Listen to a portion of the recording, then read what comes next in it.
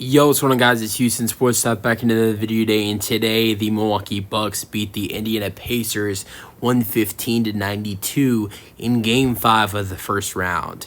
The lead in this series to the Pacers now down to 3-2 now, and honestly, there's a lot of momentum for the Bucks to potentially win this series. And I was thinking about it before I started this video. I was thinking about it. I was like, I'm gonna say who has a better chance to win this series, win their series, and come back from a 3-1 lead: the Milwaukee Bucks or the Philadelphia 76ers. And I was gonna ask you guys who you all thought had a better chance.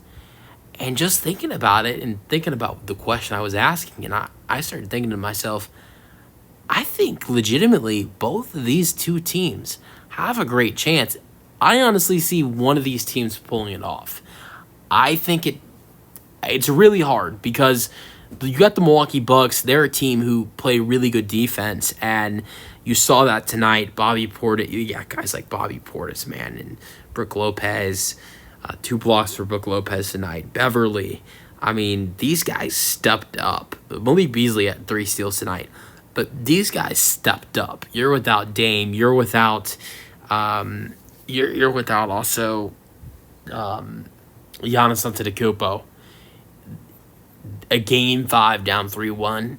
I mean, that doesn't look good for you as a team. I mean, it just, honestly, I know it's an elimination game, but I thought for sure the Bucks were going down tonight. But the Bucks put up a really good fight. And Bobby Portis, it was stupid what he did in Game 4. And honestly, I thought maybe with Bobby Portis in that game, with what I saw from him tonight, the Bucks very well might have won Game 4 potentially with Bobby Portis, because the Bucks didn't play that terrible in Game 4. The lead got a little bit out of hand for Indiana at the end of that game. But maybe with Bobby Portis, if he doesn't make that stupid decision in the beginning of that game, maybe the Bucks win that game, potentially. Because he was looking good early on in that game. But he made up for that tonight. And, he knew he made a big mistake. 29 points, 10 rebounds. Middleton continues to play well.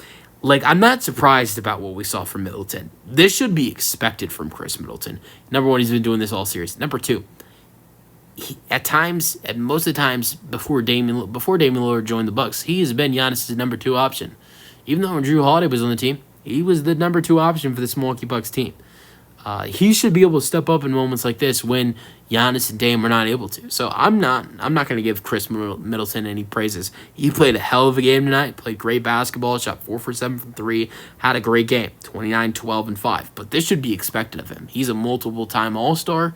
He's a great player. He's a great scorer. I'm going to start calling him Mr. Scorer because he is an unbelievable scorer. And we knew this. But at the same time, it has been overshadowed because of the fact of how good Damian Lillard and Giannis Antetokounmpo are, and also the fact that, when he's going to be scoring less and taking less shots when those two guys are on the floor. But Middleton had a great game tonight, but at the same time, I'm not surprised about it. I'm not impressed about it because we know Middleton could do this, and it is expected of him when guys like Giannis and Lillard are off the floor. Now, Bobby Portis, I'm impressed with that because, there was probably a lot of mental flow tonight, knowing that, the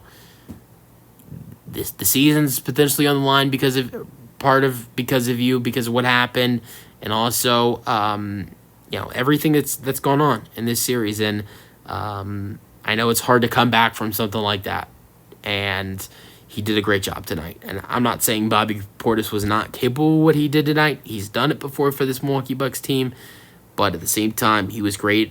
He was great tonight, and it impressed me. And then you had other guys like Patrick Beverly, Malik Beasley. Now, Brook Lopez, 12 points. He did a good job, 5 for 10 shooting. But at the same time, just like Khris Middleton, he's done that for this team before. And he's done better, honestly. Brook Lopez, I thought he was going to do better in this game, to be honest.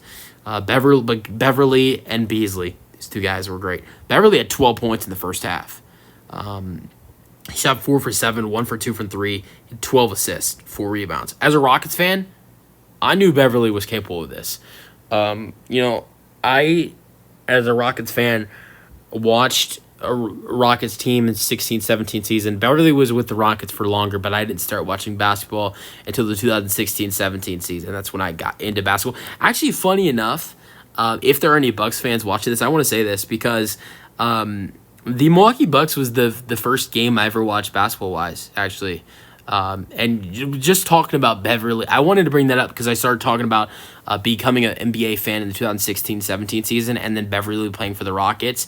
Yeah, Beverly only played one season when I watched the Rockets. Well, when I, as a Rockets fan, he only played one season with us when I watched the Rockets. He played a couple seasons before that with us. Maybe it was two or three or four. I don't know. But watching him that year, he was a great player. He was hard in second op. He was hard in second score. He was our point guard. He was our starting point guard. He was our facilitator. He was our second best player on the team, to be honest, in that 2016-17 season where the Rockets were the third seed in the Western Conference. He was. Now, funny enough, first game I ever watched, I think was like January 2017.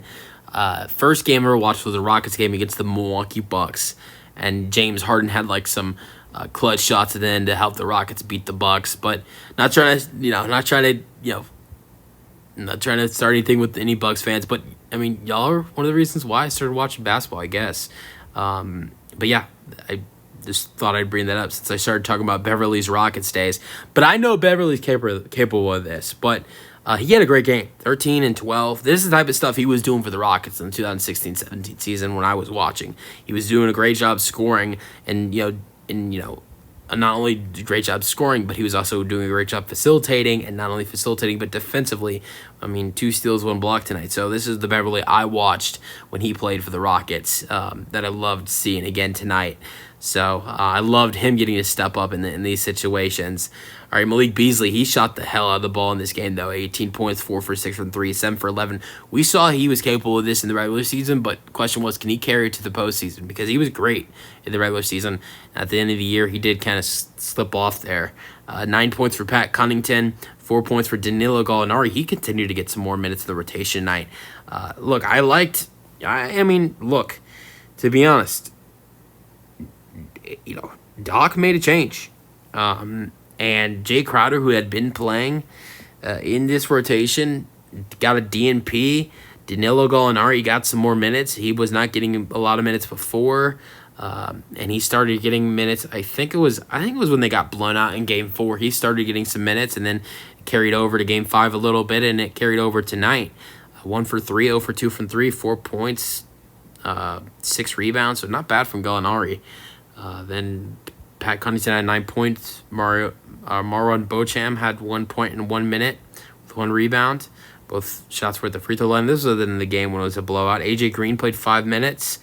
Andre Jackson Jr. played 7 minutes. So with both of those players having 0 points for the Pacers, their leading scorer was Tyrese Haliburton, 16.6 assists.